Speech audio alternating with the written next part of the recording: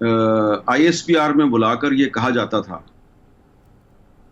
کہ یار یہ آپ جو اینکر حضرات ہیں نا یہ ایک دوسرے کے پروگرام میں نہ جایا کریں. اب جس طرح میں اب آپ کے پروگرام میں آ گیا ہوں تو ہمیں کہا جاتا تھا کہ جی آپ ایک دوسرے کے پروگرام میں نہ جایا کریں.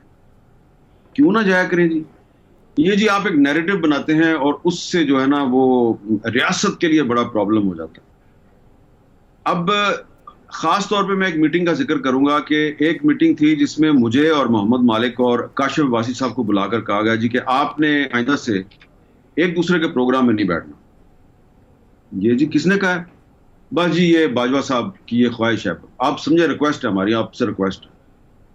لیکن وہ ریکویسٹ جو ہے وہ اتنے سخت انداز میں کہی گئی کہ جب ہم وہاں سے نکلے ہم نے ایک دوسرے سے مشورہ کیا یہ کیا ہے یہ تو اگر ہم نے ان کی بات مان لی تو یہ تو پھر بڑا مشکل ہو جائے گا. اب کل کو یہ کہیں گے اس کو بھی نہ بلاؤ اس کو بھی نہ بلاؤ اس کو بھی نہ بلاؤ. وہاں پہ بہت زیادہ ذکر ہوا تھا 5th جنریشن وار کا کہ جی ہماری مدد کریں 5th جنریشن وار. ہم نے کہا یہ کیا چیز ہے بھائی 5th جنریشن وار؟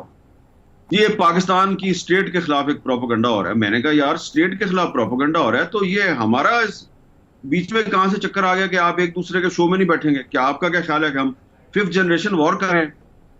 تو ہم نے اسی شام دوپہر کو یہ ہماری میٹنگ ختم ہوئی اور 5:30 6 بجے تک ہم تینوں نے ڈیسائیڈ کیا کہ آج ہی شام کو ہم نے ایک پروگرام میں اکٹھے ہونا ہے آج ہی شام کو.